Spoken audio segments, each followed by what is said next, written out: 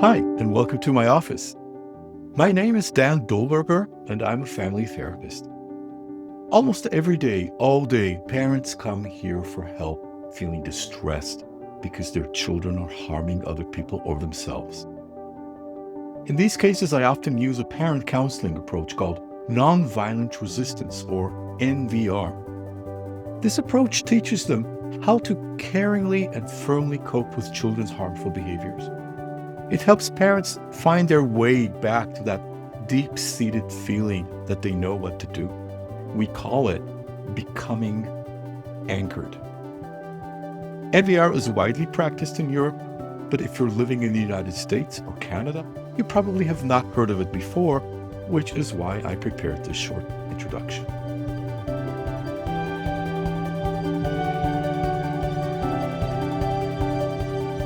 So, what is NVR? Well, NVR starts from a question. It's the single most frequent question I get from parents. Here it is.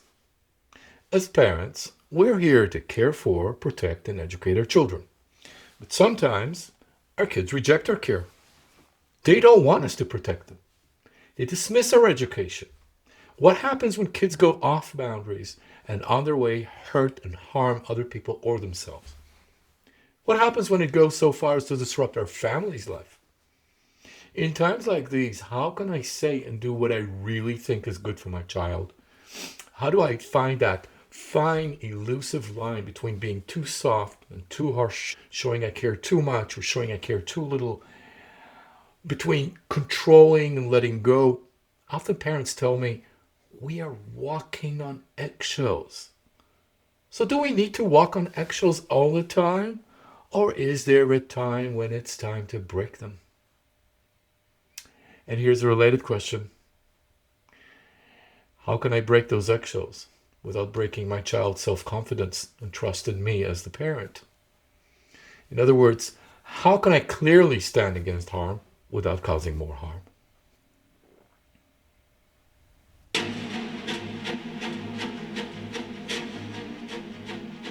I want to make something clear before we go on.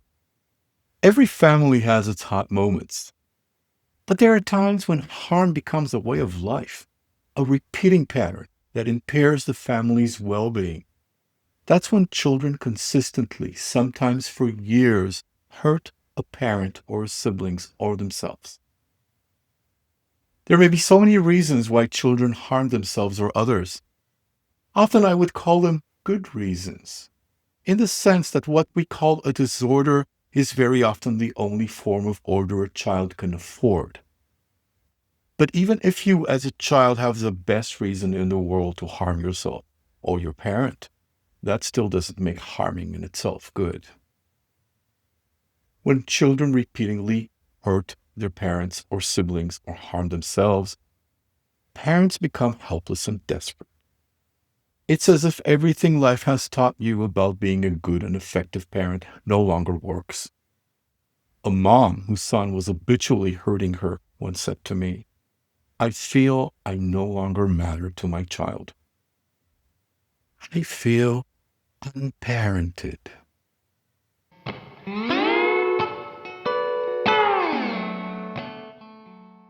Over time, facing a child who harms, many parents develop strategies of walking on eggshells and buying quiet just to keep life going on somehow. You go on doing your best, except your best no longer feels good enough, because it's as if your child fired you, making you feel you no longer matter. Your instinct tells you this is not the way things should be, and you try to push back, but that often ends up making things worse. What are the options? There are many therapies out there and interventions to help our children thrive. You may have already tried a few or many, and that sometimes works. But many kids refuse therapy. You can't force them. Or what if your child has been going to therapy for years, but that doesn't seem to help? When absolutely nothing seems to work with your child, you may start thinking, if only I had a way to help my kid get better.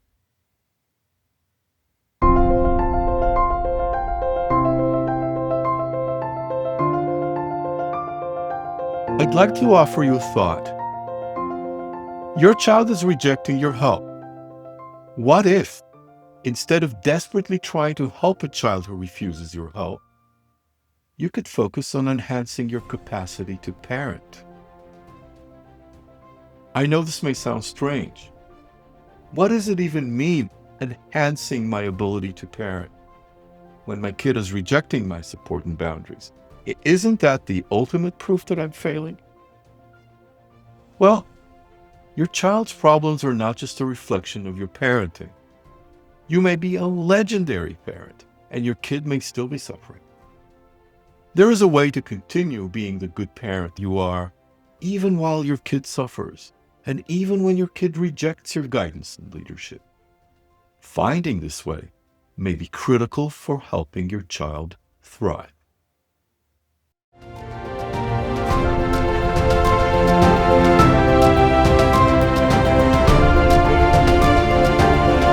NVR helps parents regain the hope, the confidence, and the skills they need in order to become effective again in caring for their children. How is this done?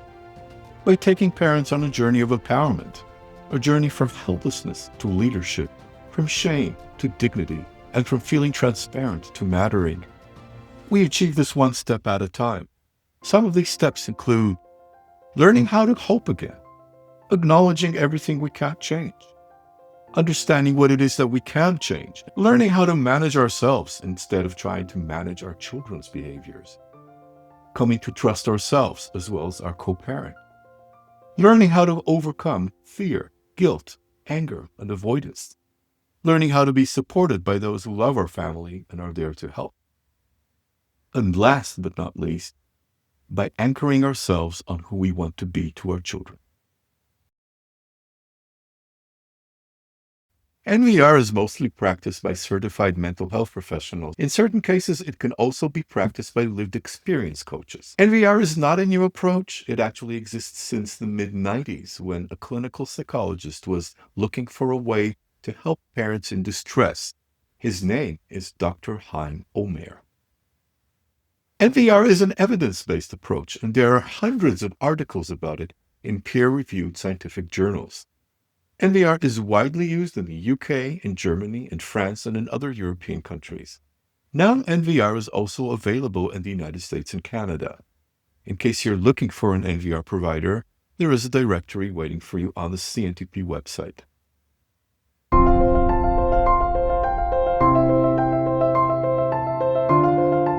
NVR can be used with parents of children of all ages and with all sorts of problems, from mild distress all the way to complex trauma and mental health conditions.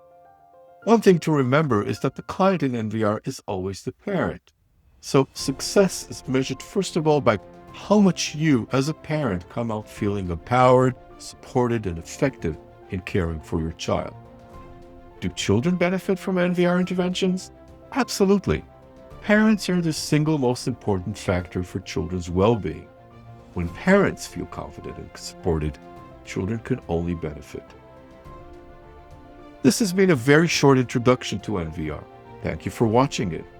To learn more about NVR, look out for more video clips on this channel, visit our website, or see the directory of NVR providers.